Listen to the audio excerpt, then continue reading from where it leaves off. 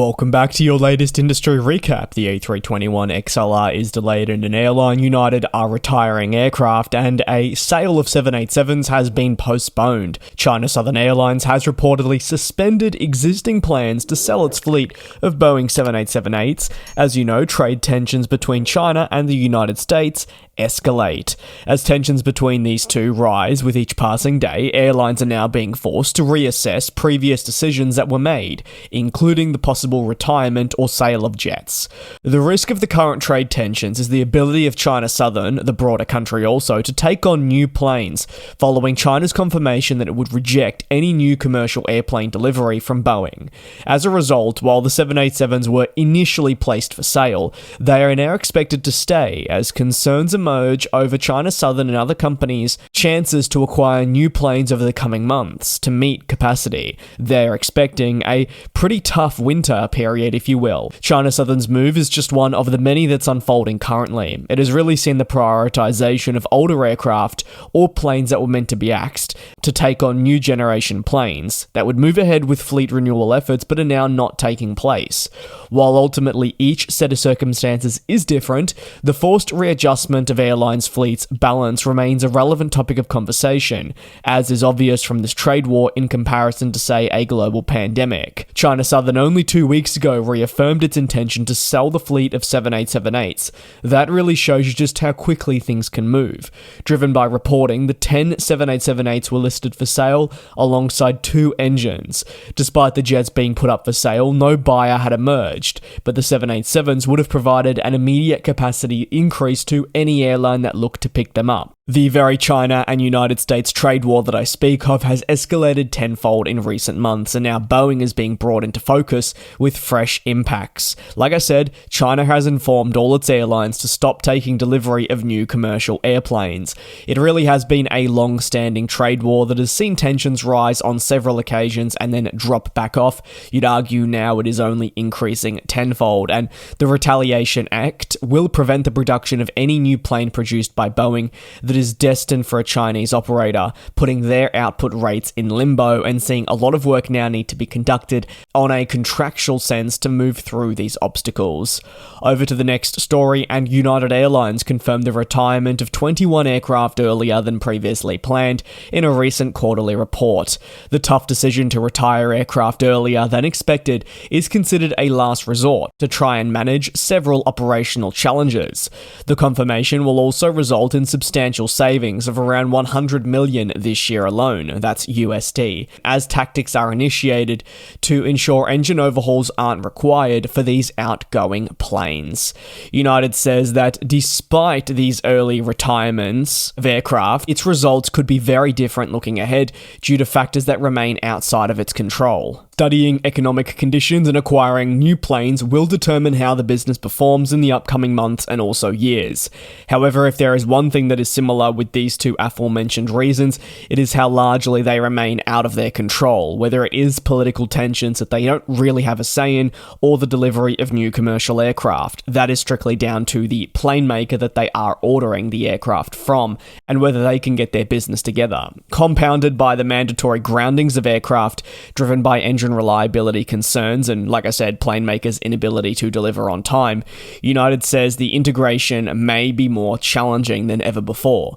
Moreover, with tensions towards the United States, the country United Airlines calls home, increasing, well, there's also very much a concern of how its performance will fare across ever so specific markets, as forward bookings show signs of drops in certain locations. This is not isolated to United Airlines. Virgin Atlantic has also seen something similar, and there's also been cooling off of demand from Australia. Internally, United Airlines has already confirmed the axing of services across its domestic network as soon as July 2025 due to what it describes as softer demand.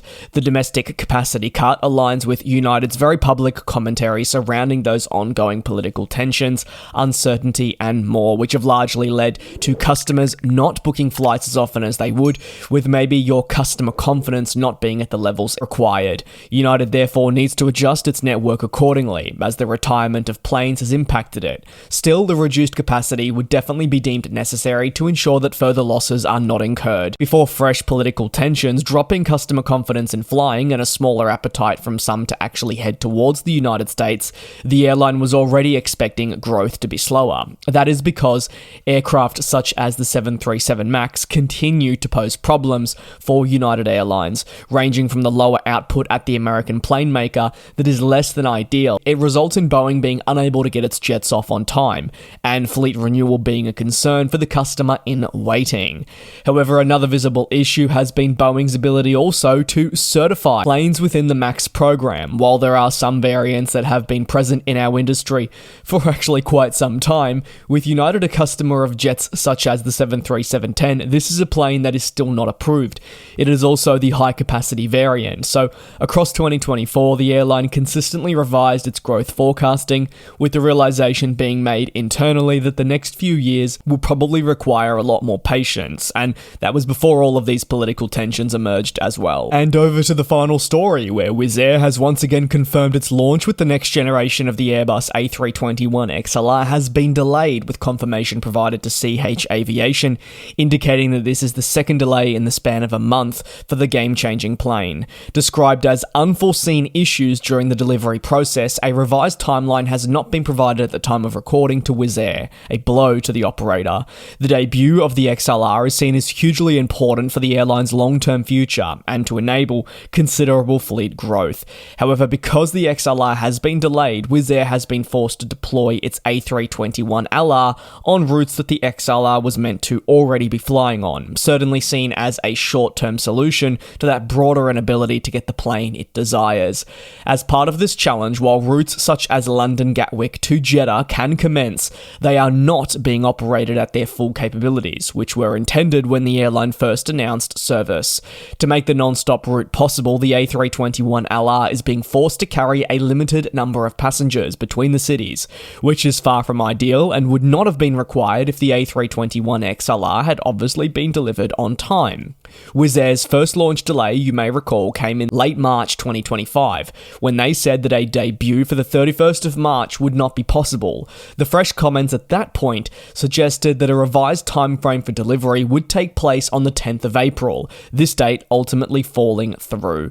The A321XLR is going to be very important for Wizz Air, as I've already touched on. This is a plane that was introduced into a market where Boeing was not necessarily responding to some levels of demand. That range that I speak of in the XLR has become a key selling point for companies like Wizz Air, which can now fly between London Gatwick and Jeddah without a single stop. There are opportunities for now many more cities to be within reach. And for other operators of the aircraft, those range capabilities paired with a higher capacity allow for enhanced transatlantic flying, even throughout Asia. In other cases, the addition of the XLR can definitely be considered as a benefit to easing pressure on wide-body planes, which had at times been carrying the brunt of an airline's international operation. Well, now that can change, and while this represents the second pushback for Wizz Air, they'll remain confident that the plane will, once eventually into commercial operations for them, be a massive, resounding success.